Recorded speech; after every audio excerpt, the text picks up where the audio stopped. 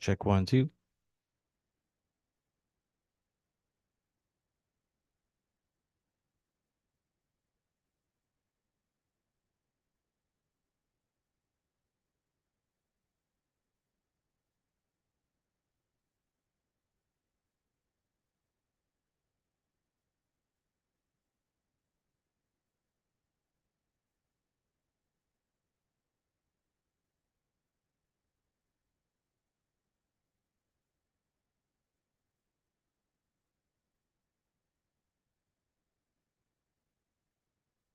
Check 1 2. Mic check 1 2. Check 1 2.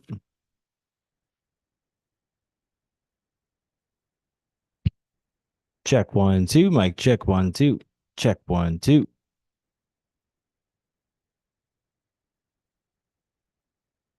Check 1 2. Check 1 2. Check 1 2.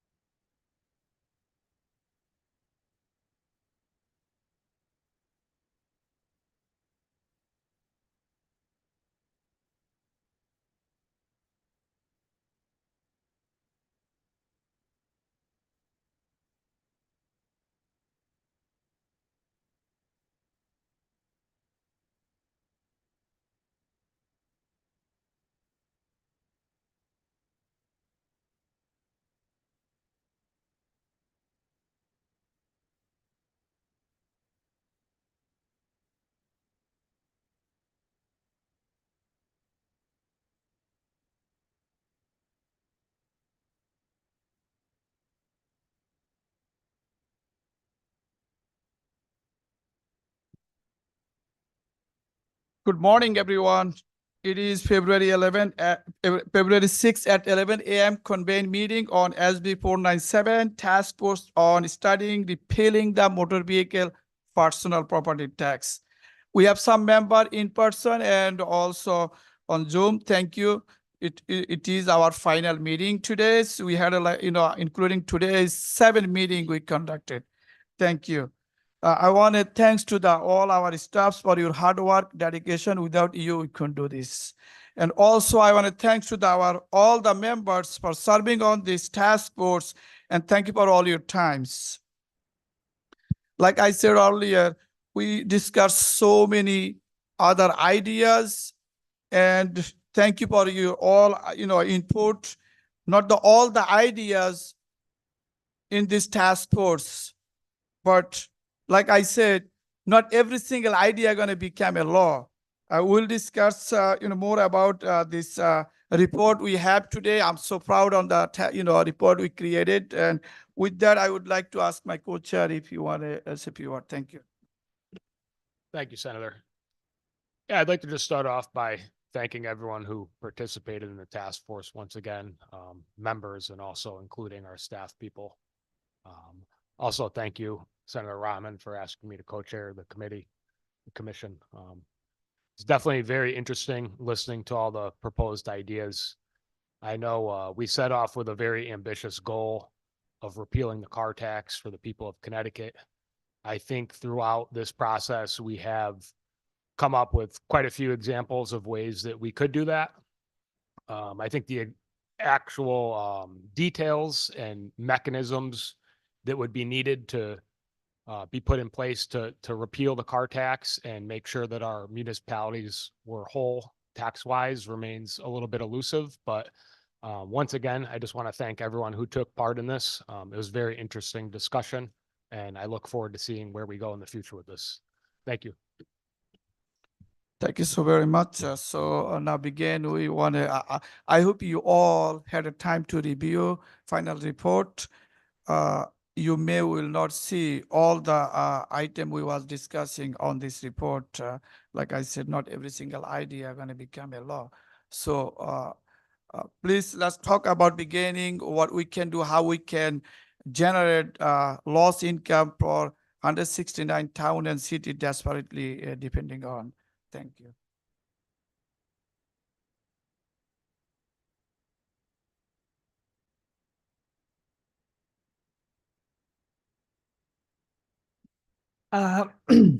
It's a very interesting idea that the repeal of the tax, motor vehicle tax, which is regressive, is going to help a lot of people in the state in having a transportation mean, which is very important when they are seeking jobs or being engaged in jobs, and without the car tax to bear, which is regressive, that would really help.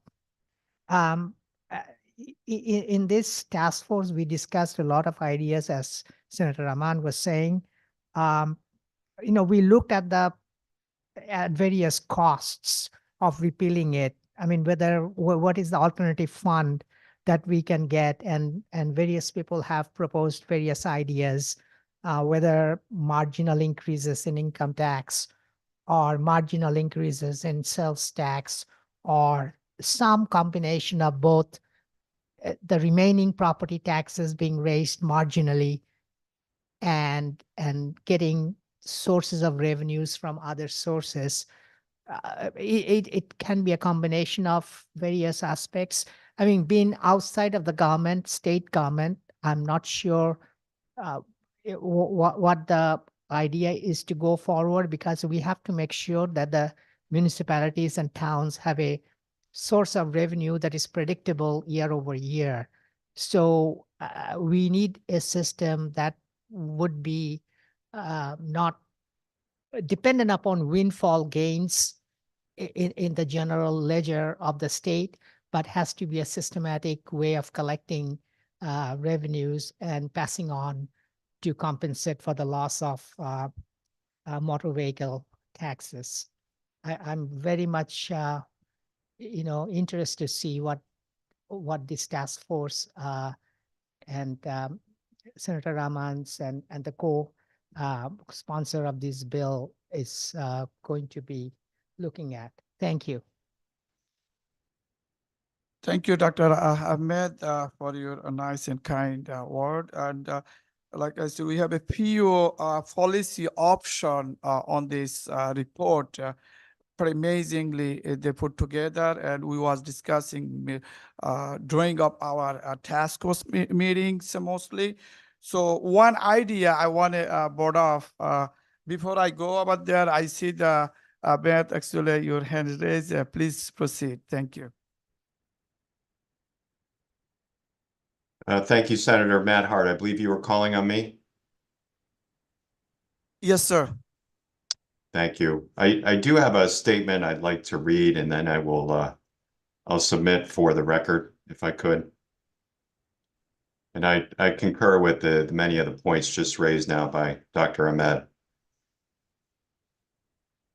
So, to our honored co-chairs and other distinguished members, I appreciate the opportunity to share my thoughts and suggestions regarding our draft task force report. So while I support the concept of modifying or replacing the local motor vehicle property tax with a more equitable and sustainable revenue source, I do not agree with the recommendations set out in our draft report. And here are my primary concerns. Number one, permitting municipalities to set their own assessment ratio, subject to the percentage necessary to replace the town's foregone revenue attributable to the elimination of the motor vehicle property tax, will likely add a layer of administrative complexity and create inequities between municipalities as they compete with one another to attract residents and businesses. We already have that happening, and this, I think, would exacerbate it. Furthermore, I question how the state would enforce this rule. Would it require an additional audit requirement on the part of the state? Secondly, and more importantly, I believe that the proposed solution to eliminate the property tax on privately owned motor vehicles and to increase the assessment ratio for real estate would only exacerbate the burden on real estate taxpayers. So as I have commented previously, the local motor vehicle property tax is an important revenue source, and municipalities in Connecticut have limited options to begin with to raise revenue for essential and important services and programs. I think, as we all know, we're the third most reliant on local property taxes in the entire country. And residential assessments have increased significantly due to the state's housing market, where demand exceeds supply. And following their recent revaluations, some towns in my region are seeing residential assessments increase in excess of 40%, including for some of their most affordable homes. At the same time, commercial assessments are decreasing due to commercial office vacancies. And this problem is only going to continue to grow as municipalities complete their post-pandemic revaluations. So all of this is putting more pressure on fixed income and low income taxpayers during a time when we're trying to increase home ownership for workforce development and other important reasons. So, and I'm close to winding up here. In lieu of the recommendations set forth in the draft report, I would strongly encourage us to inform the General Assembly of the progress that we have made in our deliberations and to request more time and additional resources to develop a more equitable and sustainable solution. We're making good progress. Let's continue it. And as part of this effort, I would strongly urge us to retain one or more tax policy experts to help us critically examine options, models, and long-term revenue projections. We haven't seen any projections really related to the proposals that are on the table here. And I'm very happy to offer a motion at the appropriate time to modify the report to this effect. So thank you again for your leadership and for the opportunity to serve as a member of this very important task force and to offer my thoughts. Thank you, Mr. Chairman. Thank you. Mr. Mayor, please proceed. Thank you, Mr. Chairman. And I'll echo the comments, actually, and many of the comments that were just made. But first, just thanks to both of our co-chairs for inviting us to participate in this task force and this really important policy conversation. I think it's been an educational process for many of us, and importantly also for the legislature more broadly, and hopefully the public more broadly, about what this property tax conundrum that we live with in our state looks like. And for that reason, I use the word conundrum because my primary takeaway from being a part of this task force is the need is understanding that the need is for comprehensive property tax reform in Connecticut, and that it is impossible to equitably change or make significant changes to the car tax without tackling, as for reasons that were alluded to in Matt's comments and that we have talked about at previous meetings, without creating real challenges for revenue collection in other ways. And because we are third highest in the country in terms of that property tax burden, because it is such a driver of cost of living challenges in our municipalities, because it is such an impediment to economic development and effective revenue raising strategies in our cities and towns, we need to look at it comprehensively, I think. And I think that there's been a lot of really important stakeholders brought together through this committee, through this task force, to make sure that conversation is happening, because it is a complex one.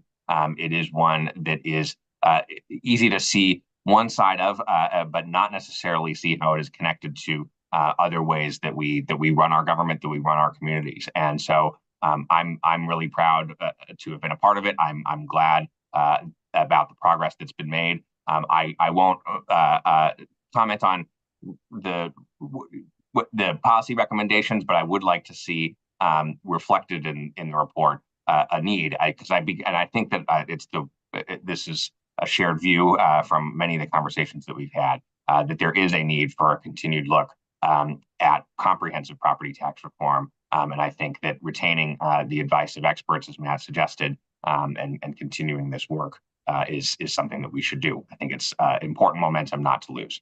So thank you very much again. Glad to have been a part of it, and look forward to the future conversations. Thank you, Mr. Mayor. So please proceed.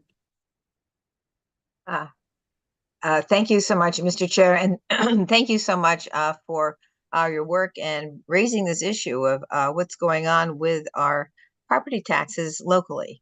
And I just want to say that I want to align my remarks with Matt Hart and Ben Florsheim.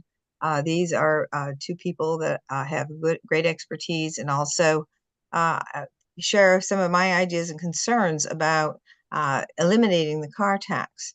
One of the things that we saw in the Connecticut Mirror this last week or so has been the idea of what's going on with the spending cap. And when you take a look at the spending cap since its inception back in the 90s under Governor Weicker, we had taken out the spending cap, the distressed municipalities funding, and that increased space in the spending cap. And by not having space in the spending cap, we exacerbate the problems with the property tax. What's happened is, since the 90s, there's been a major cost shift from the state to the municipalities. And I think that having a study addressing this is going to have to be something that we need to go through, because I don't think most people understand. And I'll give an example that's a little bit off topic of the car tax, but it goes directly to the idea of the property tax. And that is, in 1974, we had Governor Meskel, who created, through federal law, the special education program. Special education program makes the towns pay 4.5 per pupil cost before the state even kicks in any money at all. Once you get to the 4.5 times per pupil cost, in my district, that's about a contribution of about $130,000 for the child. The state claims to be kicking in about 80%. I looked at last year's support. It was around 72%, somewhere in there. Once that's accomplished, the cost, the last 20% gets shifted back to the towns. Now, that was 1974. Let's move to the 90s. Under Weicker, after the spending cap was passed, we had something called the PJ case. In the PJ case, we emptied out all the special needs Mansfield training schools. The training schools are all emptied out, and all the students were put into, and children and adults were put into the school systems locally. So this increased the cost of special education to all the local communities. And we take a look at that and those increased costs and the new understandings over time of what special education is. And the state has never made an adjustment. So I just take that as one example of a cost shift to local communities that has not been addressed by the state, and that we're still trying to address it by instead of having this basic formula for every single town, having a similar formula to the education cost sharing grant, which is supposed to address the needs of the state, of the town, in accordance with what they are able to actually pay for based on the income and the resources and the population of that particular town. Now, mind you, in addition to that, since Weicker was the governor, we hadn't had any increase in the ECS formula at all until 2017. And that had put a huge burden on towns like mine. I have about 4,000 students in my district, and we were underfunded to the tune of $10 million a year all that time. And so finally, it took us 10 years almost to get caught up to what the education cost sharing grant should be under the Horton versus Meskel case. So these are just a couple of examples of why our property taxes are high. It's because the state has not been doing its job in funding the municipalities the way it should, in accordance with court cases, in accordance with making adjustments to changes when things were changed. We never, ever, ever provided the support to the municipalities that we must provide. And this, of course, has had a devastating impact on Hartford, Bridgeport, Waterbury, Wyndham/Willimantic, New London, Norwich, all these places that have lower income populations that have lost manufacturing, by the way. So the property tax base changed in the 80s and early 90s when most of the manufacturing left the state. But again, nothing was changed in terms of how the state looks at what the property tax is. So if you take a peek at what the property tax problem is, in part, I hope that when we begin to review this, we begin to look at what's happened. What's happened with the spending cap? How has it shifted the cost to the local communities?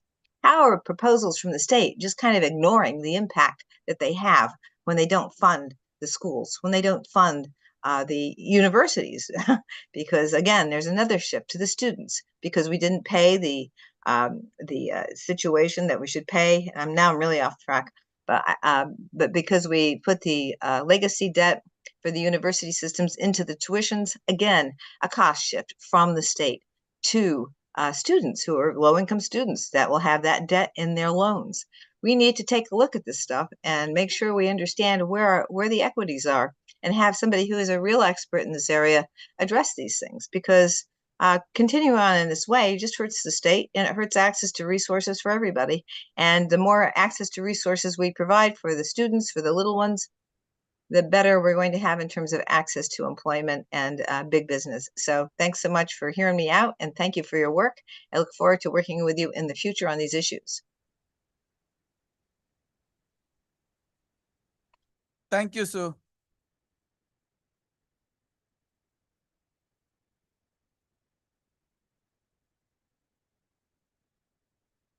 Well, I know we have a lot of different opinion today, but I know we having the meeting today just reviewing our final report as per the we was focusing on, I think, two policy option we have. One is the real estate property actually from the values from 72 increasing maybe 81% if we going just personal property vehicle tax. If we including the commercial is going to be like 83%. So this is mostly focusing on this is came from the task force. This is the best way to go, best only few policy option. This is one of the policy option we want to review thoroughly, see what we can do. Like number of time I mentioned why we want to, why it's so important to repeal this tax. It is regressive and unfair. We want to make fair state-wise. Some zip code is Hartford, the 2019 Toyota Corolla pays $600, and some other zip code area paying $300. So I think this is totally unfair and regressive. We all in the same boat.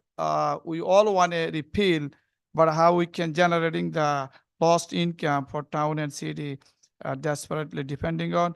So this is why we have two policy options. We want to continue to talk about, see, is going to be doable for us to helping our state. With that, I want to ask, so I know that my co-chair, you good?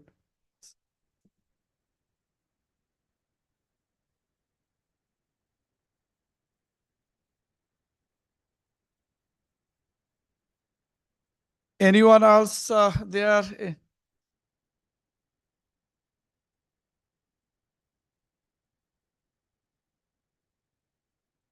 Please, Matt, go ahead.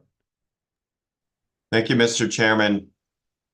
I concur that the ideas that you've identified are certainly worth further study. But again, for the reasons I stated earlier, I am not comfortable voting at this point in time. And I would like to offer a motion to revise the report, if that would be in order. It's a question to you. So this is our final task force meeting. We met, including this one, seven meeting we had already. And obviously, we don't want to go further. And we have a session starting tomorrow. So I don't think so. We really need to put more time on. But yeah, we can talk more and more about this one, that this idea came. Is going to definitely will serve and help the all our residents state of Connecticut, 169 town and city, if we really proceed with this. But this is not the recommendation or need to be voted on. This is just a policy option. This came from the task force create this report. So there is no voting we need to or endorse anyone. This is just report came out. We don't have to go further. But like I said, if we go, I can little bit give you the flavor. If we go 72, assessment value 81%, we need about $900 million to generate. But town and city, they are not going to lose anything. They're going to continue because the reason we come out this idea, we don't want a town and city depending on the state say, okay, we're going to reimburse you if we repeal this tax. But then what happened down the road 5 years from now, maybe state don't have enough or generate enough income, then obviously town will be pickled. So this is why I think that a town still continue can generate their income, that they are basically collecting the tax from the, car tax right now, but they can adding that from the real estate. But there is the data saying the resident will save because there's a lot of commercial vehicle, they will pay the tax. The out-of-state, commercial, I mean, also out-of-state, real estate investor, they're not paying their fair share. So now they will also pay their fair share. Will help our residents, workforce, seniors, of course, the homeowner also, they can save the money. This is, I think, very good option. I'm so proud our report come out, this report. And I think, I don't know, we want to go more, need more time to, this is our final meeting, very much. Thank you.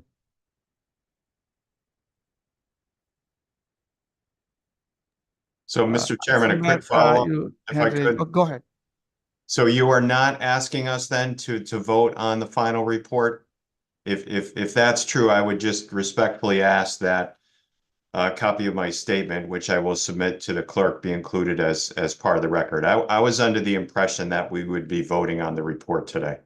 Thank you. Yeah, so this is, we don't have to endorse, or we don't have to vote it, or we don't have to even recommendation. This is just, if you see the final report, policy option. And if we see that something can fit and move forward, then they will, we will introduce the bill this year again. And then we'll see, how far this goes. But you don't have to vote it. Yeah. Thank you. Yes, please. Sue, please go ahead. Thank you so much. And I will, I am working on remarks regarding the cost shift from the state to the local communities. And this, of course, I believe is another, eliminating the car tax. What happens is, at least in communities that have a high number of rental properties, I think I mentioned this to you when I came to the last meeting, was the fact that a lot of the people who are renting, they pay property tax through their rent, but they also pay property tax through the cars that they have. And so if you have a town that has, say like Hartford or here in Willimantic, where you have a high volume of rental units, you're going to create a horrible cost shift to the renters. And again, we have a problem even now today with market rate renting, because in university towns with vacancy rates that are about zero, the actual vouchers for those, you can't get a rent because the market rates are much, much higher than they are in terms of the analysis from the HUD, from Housing and Urban Development, that helps pay for the Section 8s and the travel Section 8s. So it's a cost shift that's unbearable for the low-income populations, and it's something that has to be looked at. And again, I would say that this has been because the state has not been owning up to its responsibilities for the last 30 years or so, has not made adjustments to the economies for the local communities, particularly the communities that provide service. We serve, Wyndham serves the region, Hartford serves their region. Hartford has properties that are not taxable. Hartford has huge rental volume there. Hartford can get some of that property tax back from the rental people who have cars.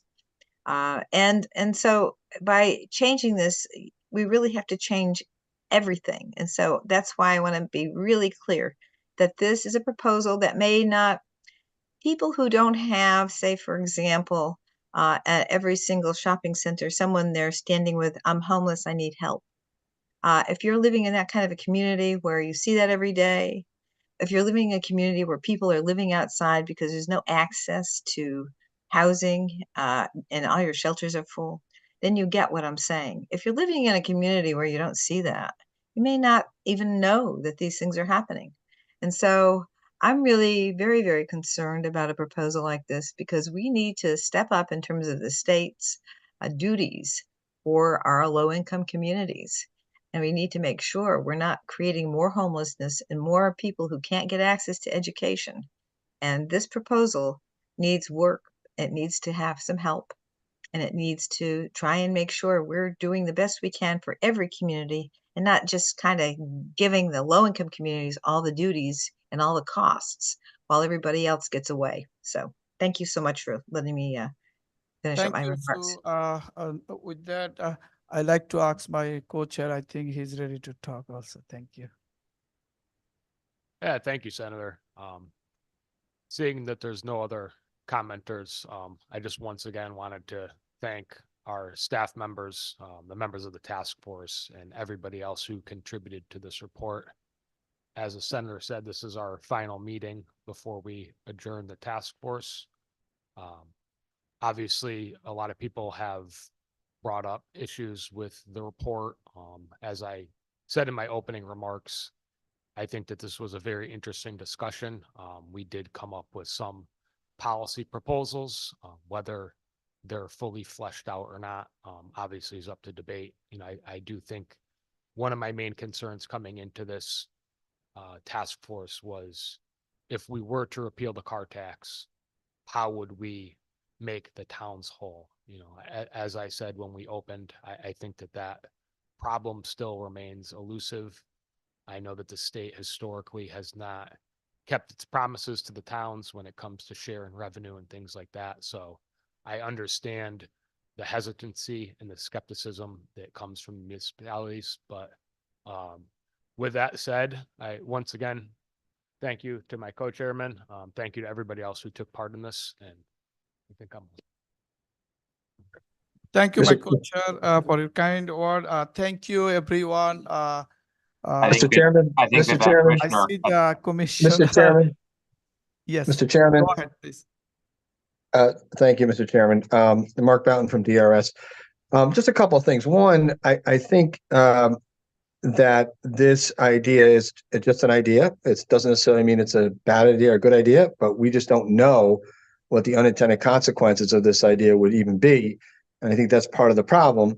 For example, and I know we've talked about this, and I won't go on too long, but if you have an apartment, let's say you have a multifamily home with 3 apartments in it, and each apartment generates 2 cars or 2.5 cars, and let's say there's 5 cars to that one house, you don't have the ability within our assessment process to segregate apartments and say there are more cars there than there are in a typical 2-family home, i.e., you'll end up not paying your fair share. And then the other side, where Rep. Johnson was talking about, some people will end up paying too much because there'll be a cost shift onto them. They may not have any cars. So there are things that I think have to be fleshed out with this. But my greater concern here is when we use the term task force, people will look at this report and say, you are on the task force. This is your report. Don't you agree with this? And while I like some of these ideas, I echo my statements from past, and we had a conversation offline, and I appreciate that. We're not ready to issue these kinds of recommendations because we haven't done our homework.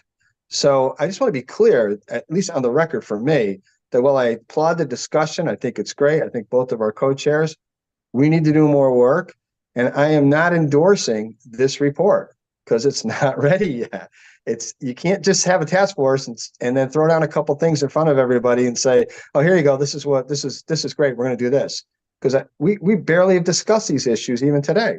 So, and we do need some experts. I want to see the runs. I want to understand what the runs are in each community and how they're impacted, because that'll determine how the voting goes in the General Assembly. Once you start printing out winners and losers, people are going to change their tune about whether it's a good idea or a bad idea. Having said that, there's some merit here, and I'd love to be able to discuss this more. I understand you want to do a final meeting, but I want to be very clear that this is not an endorsement on at least on the administrative side of these proposals. Thank you, Mr. Commissioner. I think you was a little bit late. You didn't hear that. I mentioned a number of times, and my co-chair, we don't have to board anything or endorse or recommendation. This is a policy I heard it. option. I just want to, be clear. I think you was not there. So thank you so much. We really appreciate all our members and again our staffs, everyone, all the stockholders put your times and energy, everything you put. Thank you. Now with that, if no one want to talk anymore, we want to adjourn the meeting. Thank you.